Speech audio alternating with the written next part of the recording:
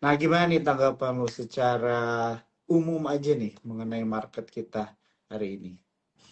Oke, tanggapan secara umum ya. Ya. Dari 1, 2, 3, 4. Ini hari keempat market udah naik nih, Hmm. udah rebound gitu ya.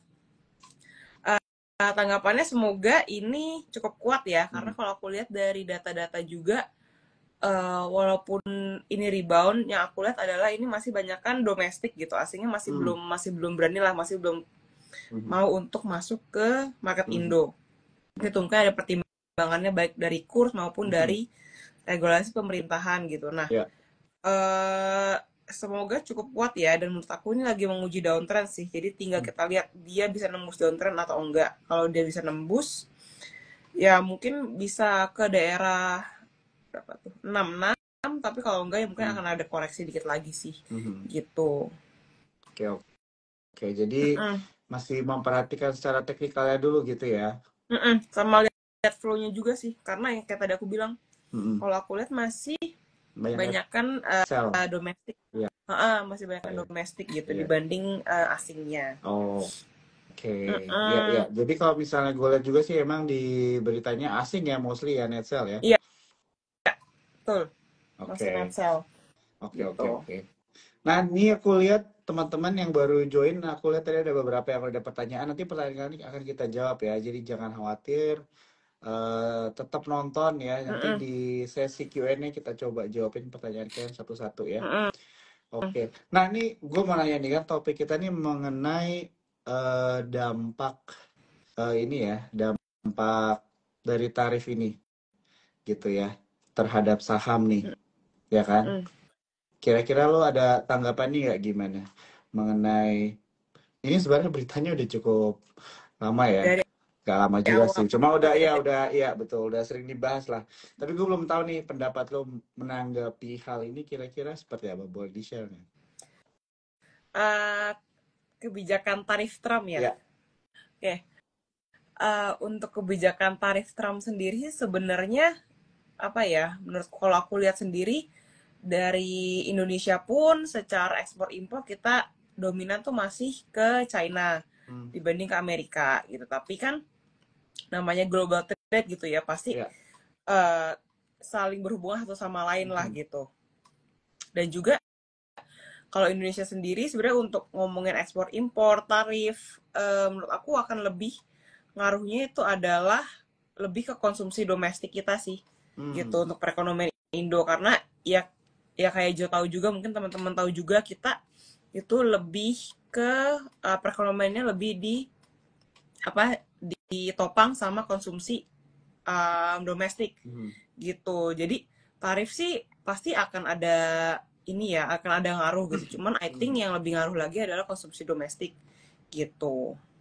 Ya, ya. Kalau di sini Mm-mm. gue lihat datanya itu untuk tahun lalu itu angkanya ada di 54,53% ya untuk konsumsi rumah Hmm, tangga di Setengahnya kan ya dari PDB kita. terhadap PDB ya. Mm-mm. Dan kalau nggak salah ya, gue juga kemarin sempat baca actually Iya. untuk kita ekspor impor itu cuma 25%, Mm-mm. terus kalau ke Amerika Serikat itu hanya 2% ya. Jadi Yes. mungkin teman-teman bisa double check, tapi itu yang gue baca terakhir juga gitu. Mm-mm. Walaupun in a way gue setuju ya yang lo bilang memang ada dampaknya gitu ya. Tapi Mm-mm. kalau misalnya kita bandingkan dengan negara-negara di sekitar kita, contohnya kayak Vietnam Ya, gitu ya, Vietnam, Singapura mungkin tidak Singapura, ya betul. tidak sebesar mereka gitu Iya, ya. karena mereka kan sangat bergantung ya sama impor ekspor ke Amerika gitu kan. Hmm, Makanya kayak kemarin Vietnam pun akhirnya kayak, "Ya udah deh, nggak usah pasang tarif gitu kan, biar ya, selamat juga. Kalau enggak ya. ya bisa inilah, bisa kenapa-napa, takutnya perekonomian mereka gitu karena terlalu bergantung. Dan juga Singapura gitu kan, negara Hmm, kecil yang sangat bergantung sebagai hmm, apa ya, hubnya gitu kan untuk di hmm, Southeast Asia. ya, Mm, ya. mm. Oke.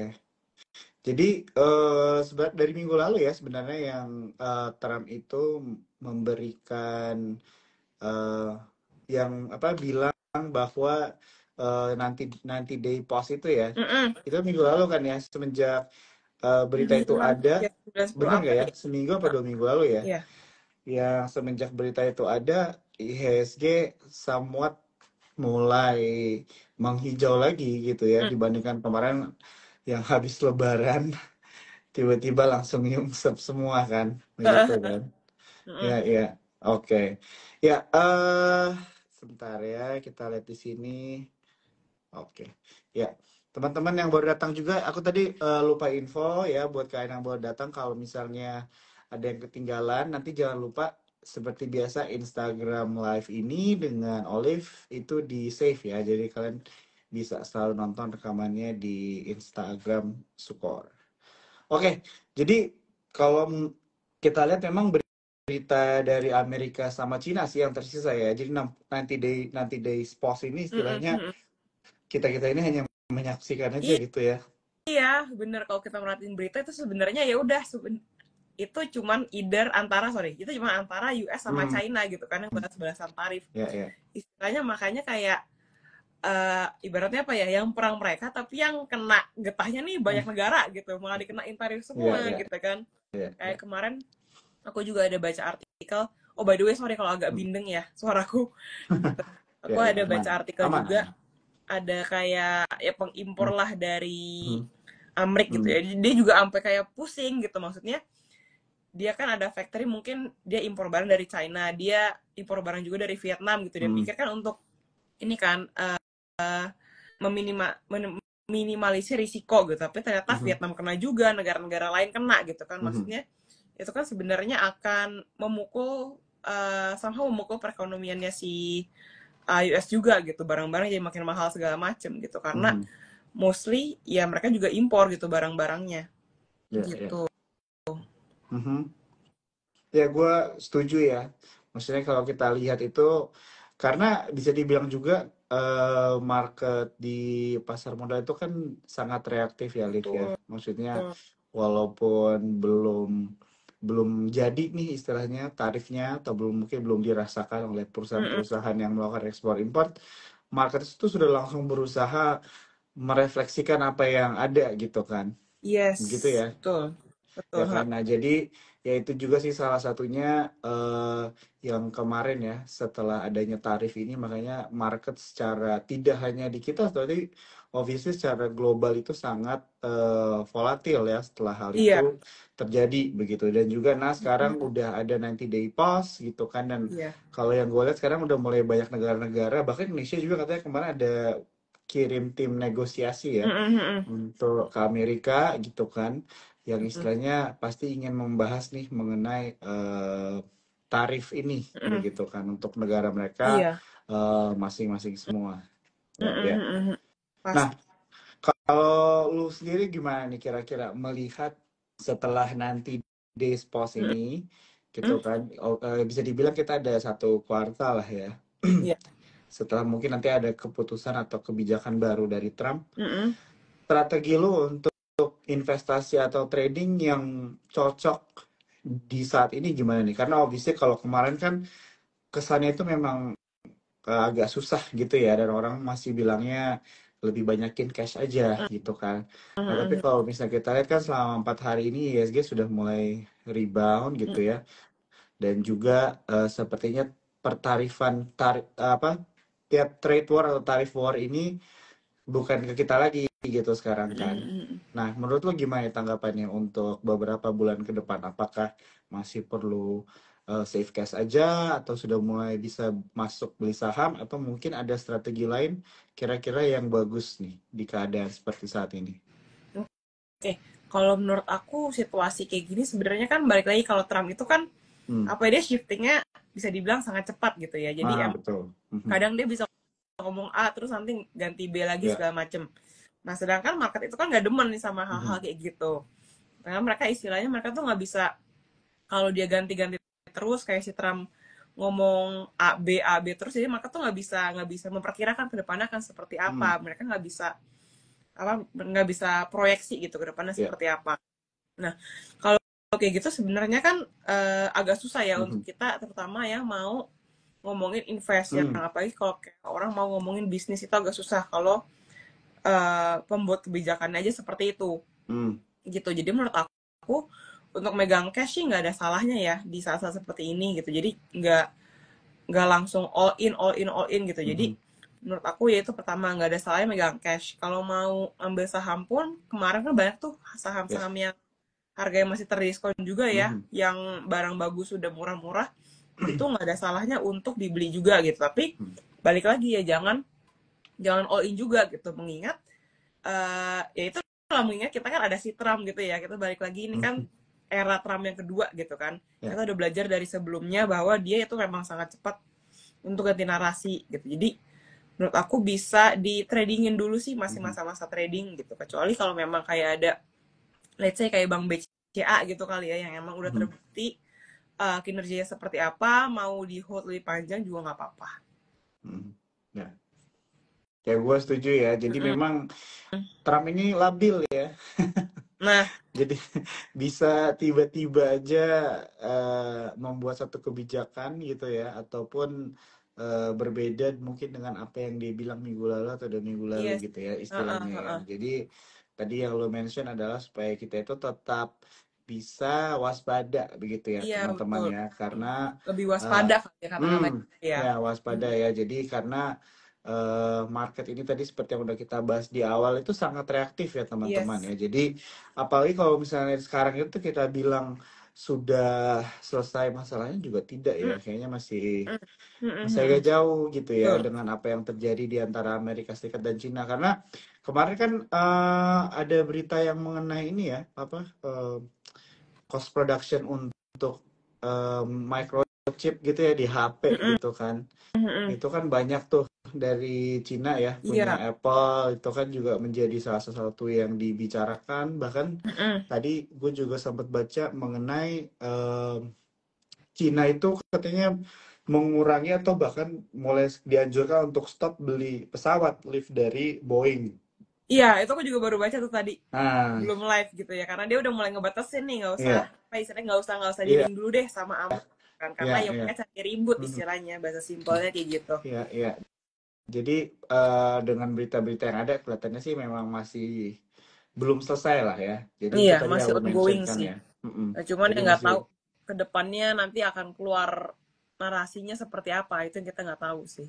ya ya. Jadi dianjurkan masih bisa untuk short term aja dulu gitu ya Mm-mm. trading. Mm-mm. Tapi tentunya dengan trading plan yang benar juga ya teman-teman ya. Maksudnya jangan kita sampai nyangkut gitu ya. Harus mengikuti apa namanya porsi yang sudah ditentukan gitu ya teman-teman ya. Mm-mm. Oke oke.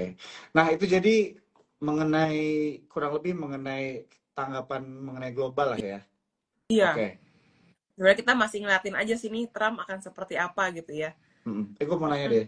Tapi kalau lo mau gue mau nanya sesuatu. Tapi kalau lo mau jawab juga nggak apa-apa. Menurut lo ini US atau Cina nih nanti akhirnya yang menang nih dari trade war ini? Waduh, Ini balas-balasan loh. aduh, Cina Susah apa dijawab juga US ya. ya, Karena gue juga waduh nih. sebenarnya nggak tahu sih. Kayaknya Mm-mm. mungkin Cina sih kali ya. Iya, sebenarnya kalau aku lihat ya, sebenarnya si Trump itu kan mengenakan tarif itu, dia kan mau Hmm. ya make America great again itu Mhm. kan. Dia Mhm. kan aku baca-baca dia juga mau bikin apa sih dibilangnya tuh, di reindustrialization lah, Iya, pokoknya di iya. industri lagi si Amerika, karena dulu kan dia memang negara industri kan. Mhm. Cuman dulu tuh hampir 32% deh kalau nggak Iya. salah. eh eh, Manufaktur tuh menyumbang untuk Mhm. Amerika. Cuma sekarang kan udah makin turun. Mhm.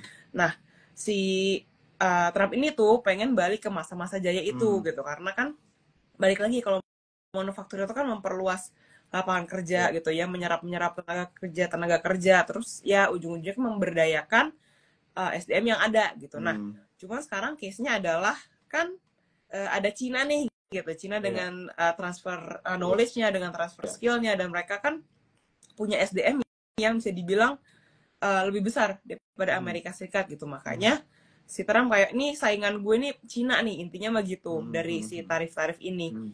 gitu. Nah, kalau masalah Amerika sama Cina, aku ngomong di live ini nggak ya?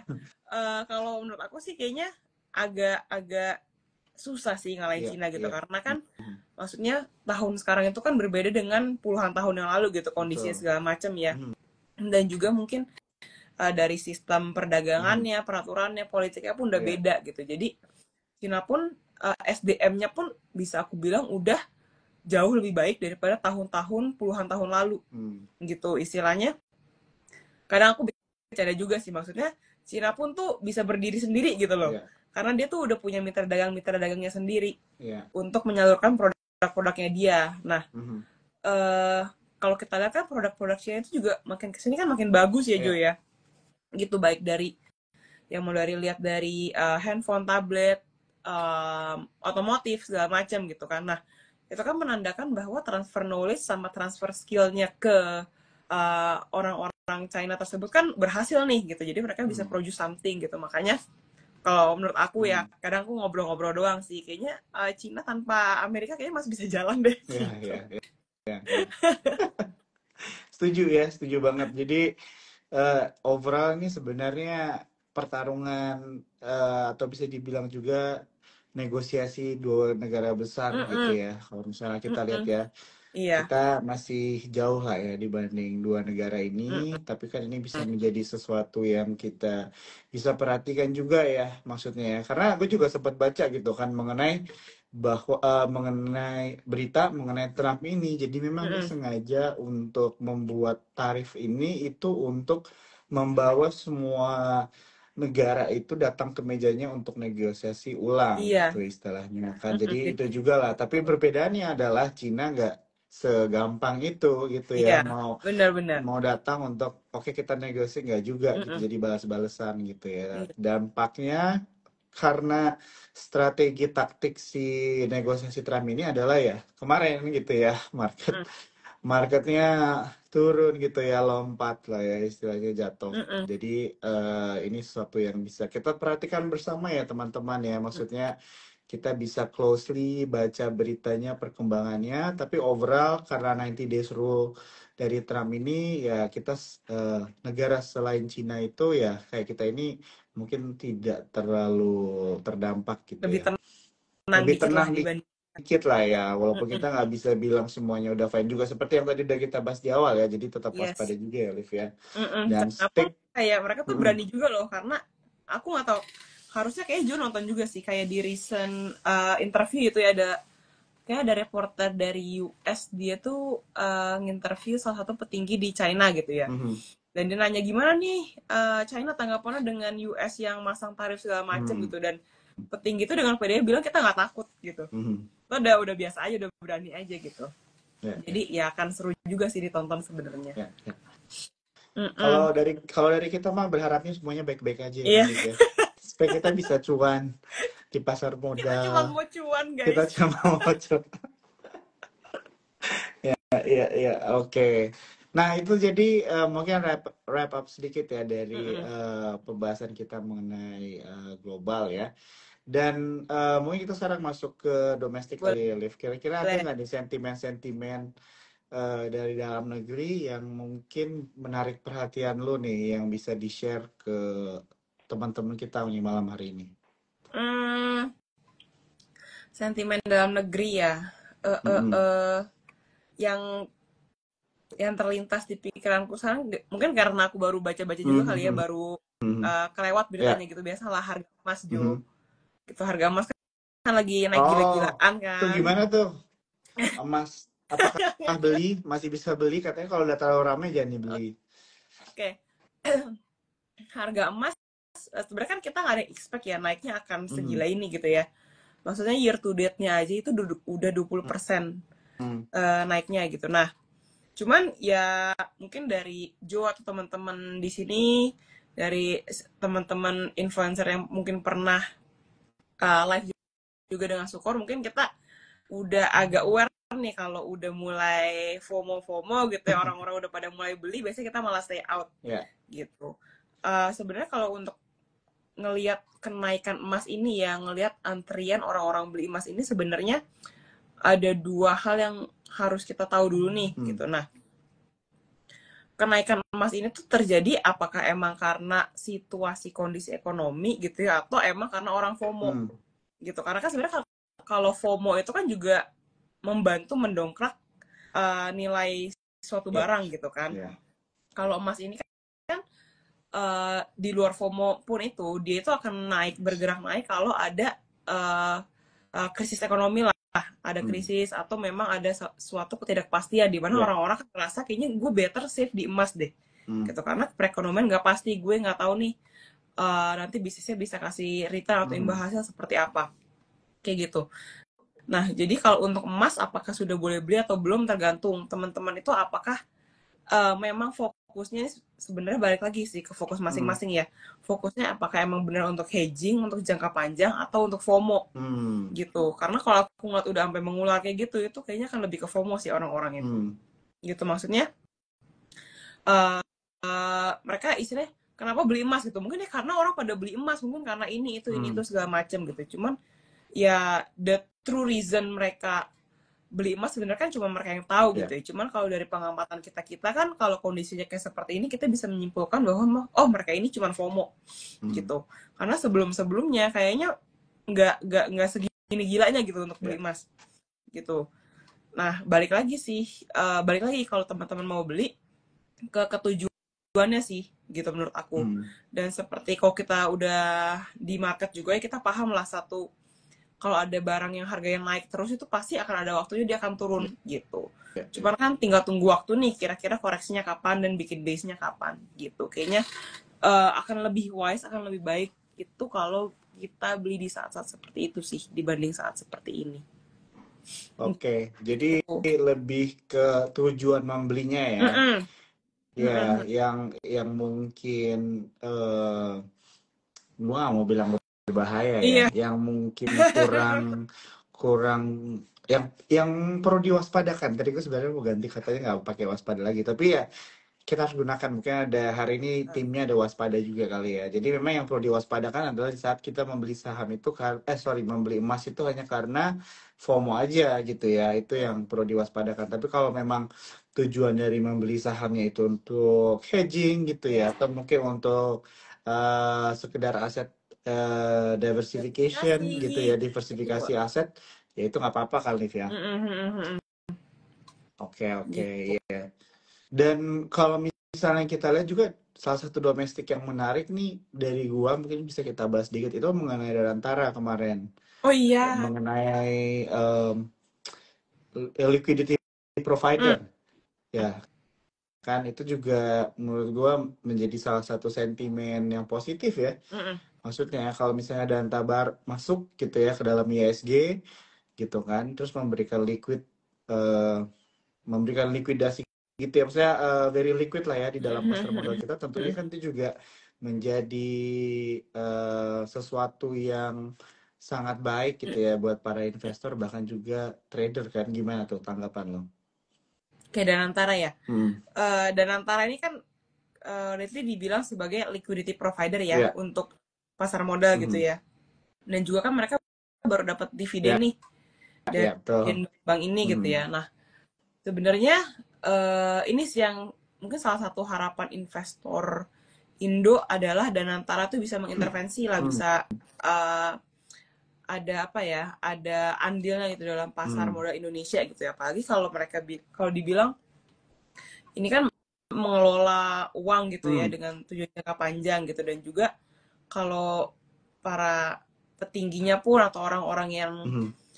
berkecimpung di antara melihat bahwa oh saham ini udah murah, oh saham itu udah murah segala macam. Nah, harapannya adalah ya kalau itu menurut mereka murah ya Mhm. kenapa mereka nggak beli Ya. gitu ya. Itu kan yang salah satu yang diharapkan gitu, karena bisa meredam meredam aksi jual juga gitu, dan juga Mhm. menumbuhkan keyakinan investor gitu Mhm. untuk invest di pasar modal gitu. Karena mungkin yang perlu dipupuk lagi juga itu adalah kepercayaan investor sih untuk invest di pasar modal Indonesia gitu. Mhm. Jadi dan antara mungkin bisa jadi salah satu kiblat lah atau contoh gitu ya, bahwa bahwa oh kalau mau invest di pasar saham Indonesia tuh masih oke kok Mhm. gitu. Cuman ya balik lagi ya ke saham-saham yang dipilihnya gitu sih. Mhm. Kalau dia jadi liquidity provider sih kita sangat sangat menantikannya ya Ya. gitu ya. Mm-mm.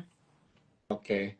Ya, jadi ini juga bisa jadi salah satu sentimen ya atau berita juga yang bisa kita perhatikan begitu kan, karena kalau dari yang gue lihat sih kemarin sentimen positifnya satu, istilahnya ada 90 days pause di tarif dan kelihatannya Trump itu agak mulai easing gitu ya untuk Iya, terbuka untuk iya. negosiasi, dan kedua adalah dari obrolan dengan antara begitu kan yang akan memberikan providing liquidity gitu kan dalam pasar modal kita begitu. Jadi ya ini mungkin beberapa poin-poin ya teman-teman ya yang bisa kita perhatikan begitu dari global dan juga dari domestik begitu kan. Dan tadi juga Olive ada mention ya teman-teman ya untuk di market sekarang itu masih better kita untuk short term juga begitu ya, dan juga mungkin trading aja gitu ya. Tapi kalau misalnya kalian pun memang mau masuk untuk investasi dan semuanya, itu disclaimer on ya teman-teman, itu balik lagi ke masing-masing.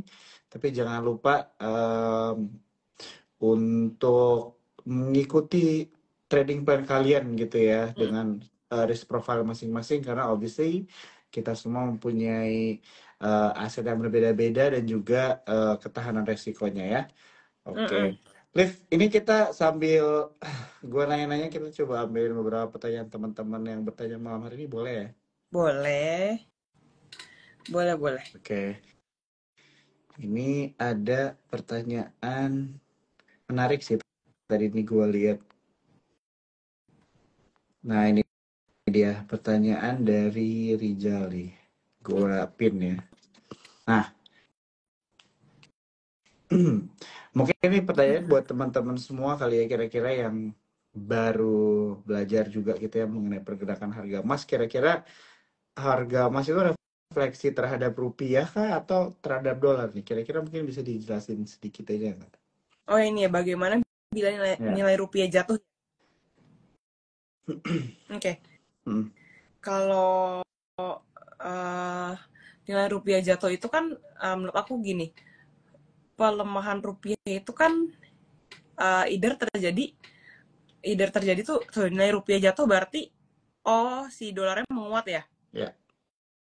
Oke, kalau dolarnya menguat apakah harga emas akan naik juga?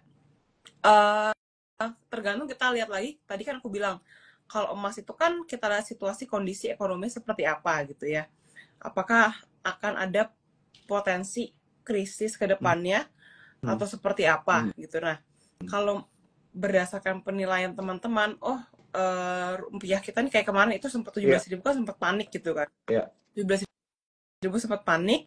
Itu kan kita mungkin udah ancang-ancang, aduh takutnya ada krisis lagi nih karena kemarin Mhm. kan santer gitu ya, mau Mhm. sempat ada wacana-wacana lah Mhm. tipis-tipis, takut banget nih jadi krismon kayak tahun 98 gitu ya. Ya. Nah, kalau situasinya dengan kalau situasinya seperti itu, kondisi ekonomi seperti itu, maka harga emas ya akan ikutan naik gitu, karena baik Mhm. lagi tujuan emasnya itu sebagai lindung nilai Mhm. gitu, sebagai safe haven Mhm. gitu sih Oke. menurut aku ya Jo ya. Heeh. Iya, iya. Oke, jadi ini ya untuk Rijal jawabannya ya mengenai Mm-mm. seputar emas ya. Balik lagi Dan ke ekonominya sih kalau lihat emas. ya, ya, ya. Mm-mm. Oke. Ya, jadi itu juga ya tadi yang udah kita bahas di awal, untuk waspada juga ya teman-teman ya. Jadi Mm-mm. kenaikan harga emas itu sampai tidak eh, mungkin sudah tidak terefleksi lagi dengan harga yang kalian contohnya beli kemarin rame di toko dan Mm-mm. sebagainya. Itu juga yang perlu diperhatikan ya teman-teman ya, supaya kalau Mm-mm. misalnya kalian ingin mencari profit dari penjualan atau margin emas ini, itu bisa hati-hati aja sih gitu Mm-mm. ya. Oke, kita coba Juga lagi. ya Jo, Mm-mm. soalnya kayak sempat juga tuh DXY turun, harga emas turun juga deh, seingat aku. Nah ini nih, gue pin orang yang FOMO emas nih. Mana? Nah ini dia, Ya, dia suka FOMO emas nih gue. Iya, apa batuk gue? ya teman-teman mungkin boleh cek kali ya Instagramnya Arvin, ini juga sering live Mm-mm. sama kita Betul. ya, sama Sukor, dan dia juga Mau kemarin emas? kayaknya baru ngeluarin post mengenai emas deh Iya, kalau nggak salah, gue lihat tuh ya janganlah, fenomena. jangan FOMO emas lah teman-teman. Cuman ya tadi sih yang kita bilang ya Jo Iya ya, balik lagi. balik lagi, Mm-mm. beli emasnya tuh buat apa? Kalau yang Ya. Kalau memang teman-teman misalnya, oh tiap bulan aku emang rutin nabung emas gitu, ya udah gitu. Mhm. Ya nggak Go for it apa-apa. lah untuk diversifikasi, nabung emas segala macem. Ya. Cuman kalau tiba-tiba teman-teman gak ada angin gak ada hujan, gue mau beli emas deh. Nah itu kan sebenarnya lebih ke Ya. FOMO ya, gitu. Karena beberapa orang di lingkunganku juga nanya, boleh nggak sih gue beli emas sekarang gitu ya? Karena Mhm. mereka mungkin ngelihat rame juga kali gitu, ngantri sampai di PIP, sampai di mana segala macam tuh pada rame banget antrian emas, butik-butik emas. Nah mereka jadi kayak kepengen gitu, ada apa sih, pengen beli emas juga deh gitu. Padahal kan Mhm. ya mungkin Ya. Arvin juga tahu ya, kita juga tahu di sini gitu. Kalau kalau udah mulai dikerubungin Ya. nih sesuatu itu mulai dikerubungin, biasanya kita agak watch out dulu sih Ya. Ya. gitu. Ya.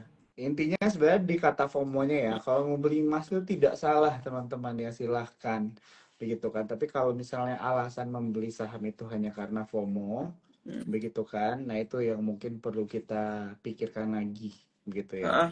Tadi udah dibahas sama kita ya. Buat kalian mungkin ada yang baru join juga nih, tiba-tiba kita agak rame. Instagram Live ini akan di save ya, atau akan direkam, jadi kalian bisa nonton dari awal. Tadi di awal tuh Olive ada ngobrol, Mm-mm. memberikan pendapat dan insight juga mengenai Mm-mm. view dia begitu ya, melihat trade war ya, atau tarif war ya, antara Amerika Donald Trump dengan Cina ya teman-teman ya. Dan Mm-mm. juga tadi kita sudah membahas sedikit mengenai domestik, yaitu adalah tadi ya harga emas dan Mm-mm. juga Danantara sebagai liquidity provider ya. Oke. Mm-mm. Kita coba lagi cari pertanyaannya, Olivia. Tadi ini ada yang nanya saham nih, boleh nggak nih kira-kira dia saham Adro nih. Mm-mm. Gimana nih tanggapannya mengenai saham Adro? Boleh dibantu nggak dikasih tanggapannya nih? Oke. Kadang kok kalau cuma request gini kan aku juga bingung ya, karena cuma Adro, oh ya udah mau apanya nih gitu, aku juga nggak tahu gitu. Eh sorry, kita lihat dari, Ada yang bilang kok Arvin tiap narsum cakep dikit langsung nongol katanya, coba. nggak deh, emang iseng guys itu. Iya, ya. Mungkin overview overview ini aja kali mengenai saham Adro, gimana nih tanggapan lo kalau kita Oke, lihat? ini karena ya udah, kalau live gini kita yang singkat-singkat Ya. aja ya, mungkin dari teknikalnya dulu aja kali ya. Mhm. Oke, sebenarnya aku tuh udah ngeliatin saham Adro gitu Hmm. ya, kemarin sempet gatel pengen beli gitu, cuman setelah discussion kayaknya nanti dulu gitu Mhm. kan. Nah, eh untungnya kemarin belum beli gitu. Nah kemarin kan akhirnya koreksi tuh Mhm. segala macam, sekarang ada di angka 18 gitu. Menurut aku balik lagi ya, masih trading ya, jadi aku nggak ngomongin jangka panjang dulu. Kalau seperti ini mulai di base, coba aku lihat dulu, aku tarikin ke belakang. Sebenarnya sih udah mulai boleh diperhatikan gitu. Mhm. Bentar, aku zoom dulu. Hmm, oke, udah menarik sih. Tapi dia lagi hari ini tidak tembus MA MA 26-nya. Jadi kalau Mhm. dia kira-kira di kisaran trading trading aja ya. Mhm. Kalau dia misalnya dibalik ke angka mungkin 17 itu menarik, tapi jangan sampai kalau dia jebol di bawah 16, nah itu buang dulu. Ketoknya trading dikit dulu aja deh kalau untuk saham-saham seperti ini. Oke. Mm-mm. Jadi Karena untuk kalau lihat volumenya juga, volumenya masih walaupun relatif lebih tinggi, cuman masih aku bilang agak rendah ya hmm, untuk Adro gitu. oke. Volumenya juga masih belum gimana banget sih sebenarnya sih Jo, Oh, oke oke. kalau aku lihat. Jadi masih Mm-mm. bisa dibilang untuk trading jangka pendek aja, dan Mm-mm. mungkin porsinya juga tidak terlalu besar ya. Jadi masih perlu kita itu untuk manage risk juga ya, Iya, teman-teman ya. volumenya sih Apalagi belum gimana banget mm, ya. ya ya, karena kalau misalnya kita mau bilang juga baik lagi ya, tadi yang kita bahas di awal, Mm-mm. em, marketnya masih eh, apa ya bahasanya ya, masih belum pasti ya teman-teman ya, Mm-mm. maksudnya jadi tetap harus hati-hati juga. Mm-mm, mm-mm. Oke. Kalau yang bagus malah kayak PTBA, tapi udah naik sih PTBA tuh kemarin Mhm. juga cakep, UT Ya, ya. gitu. Dan seingatku Adro kan udah lebih menuju ke green energinya ya. Yang Mhm. batu baranya tuh di AADI, Adaro Andalan Indonesia Mhm. gitu. Jadi I think eh kalau mau ngincer yang batu bara bisa lihat yang saham lain sih Oke. dibanding Adaro. Ya, Adaro ya. yang Adro ya. Mhm. Sorry. Oke, itu buat yang Adro Adro. berarti ya, udah dijawab ya teman-teman ya. Mm-mm. Oke, kita lanjut lagi nih, ada pertanyaan dari Pani nih. Secara teknikal Oh, gimana kalau lihat? sudah lama kita tidak lihat Pani. Pak Kundarto Yohanes kayaknya aku kenal ya Bapak ini. Oke. Pani ya. Oke, Ya. Oke.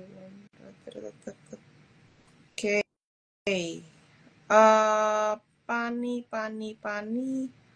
Oke, volumenya sih oke. Trading, tapi dia udah mau ke resist ya, aku lihat ya. Mhm. Kisaran 11 ribuan gitu. Sebenarnya kalau mau trading, kayak kalau mau coba sih porsi kecil aja, karena dia udah ke arah 11 ribuan kan. Takutnya nanti 11 ribu dia malah balik lagi, nggak bisa nembus, balik ke bawah lagi. Mhm. Gitu. Masih saham trading sih. Mungkin Oke. kisaran 9 berapa nih?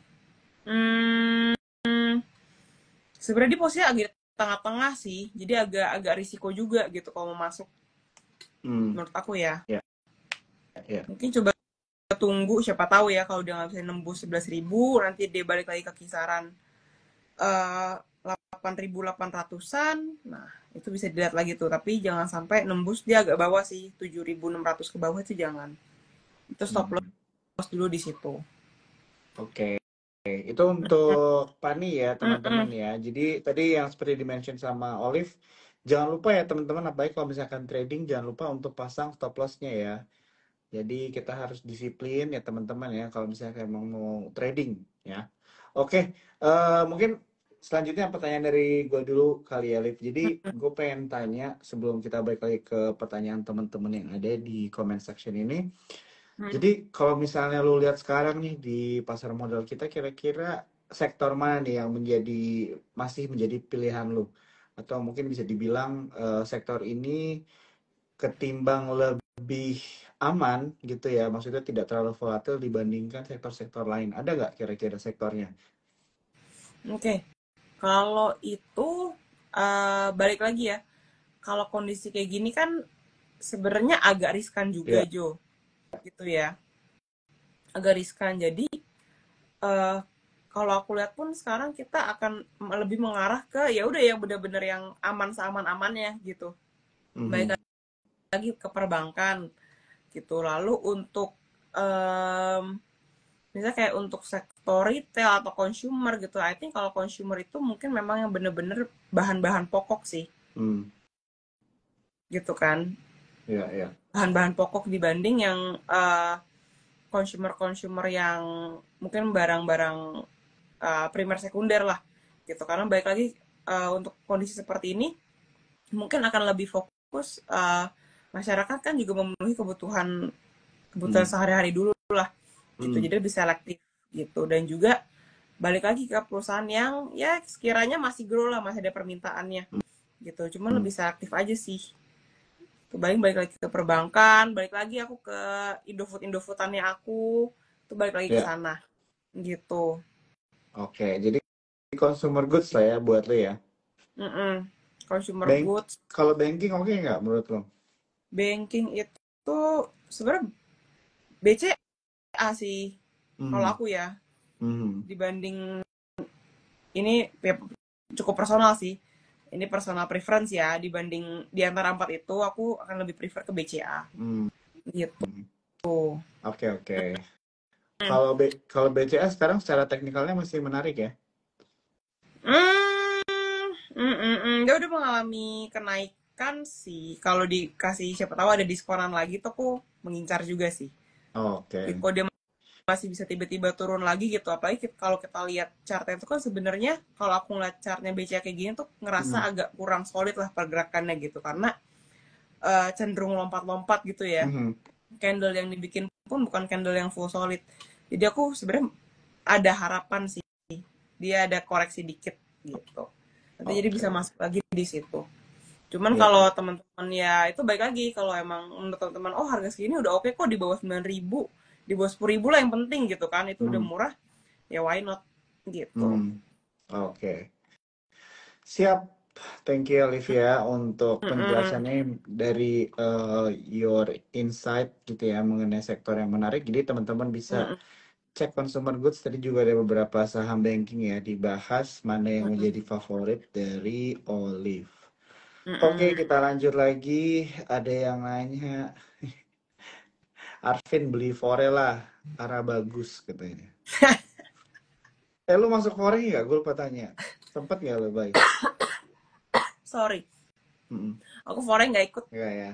nggak Oke. ikut Kamu, ikut. Arvin aja yang ikut Arvin. kamu tim kopi kenangan ya? Iya Oke, lagi oke, aku oke. kenangan guys. Ya, ya, ya. Oke, ini ada yang lagi bertanya tadi saham BMRI. Kira-kira bisa dibantu cek nggak nih secara teknikalnya gimana? Mandiri ya. Ya,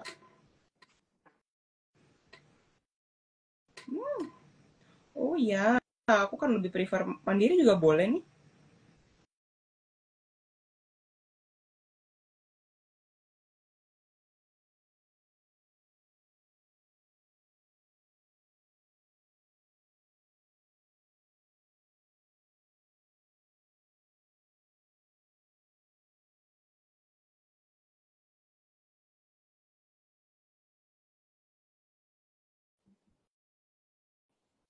Untuk kalau jangka panjang harga segini not bad lah buat aku. mhm, ya, ya.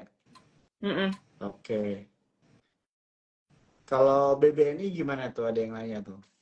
BBNI, Hari ini kan hmm, dia ini ya. kalau aku tunggu aku sambil lihat BRI juga deh. Jadi empat-empatnya aku lihat. Mhm. Oke, di antara empat itu aku akan lebih milih BCA sama Mandiri sih. Kalau dilihat BCA sama Mandiri dari ya. ya, ha, ha, ha, gitu. Oke. Oke, Mm, itu ya buat mm, saham-saham dari eh, banking ya. mm, Oke, eh mungkin gue mau ini dulu ya info buat teman-teman yang baru join. Sekali lagi gue mau mention, jadi nanti IG Live ini akan direkam, jadi kalian bisa nonton dari awal ya. Kalau misalnya ada yang ketinggalan dengan insight-insightnya dari Olive ya mm. teman-teman ya. Sama kalau misalnya kalian ada pertanyaan, masih bisa ya. Kita ada kurang lebih 9 menit lagi. Kalau misalnya ada pertanyaan bisa langsung aja Mm, ditanyakan ya. yes. Oke. Nah, ini ada pertanyaan, ini mungkin kita masih di banking juga ya. BBTN gimana nih tanggapannya? Kalau lu lihat. BBN sebentar.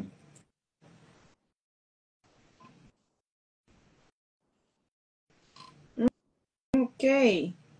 Oh, ya aku baru lihat si BTN nih. Jarang di radar aku soal BTN. Cukup oke ya. Sebenarnya aku udah lihat dari sisi teknikalnya ya. Mhm. Dia sih ada cross nih. Ada golden cross di MA9 ke 26-nya. Cuman hmm, untuk trade udah di daerah resistensi sebenarnya gitu. Hmm. Udah di Mhm. BTN udah di daerah resisten gitu kan. Hari ini candlenya juga ada tekanan jual tuh di akhir-akhir. Jadi Ya, khawatir takutnya dia agak turun dikit dulu sih.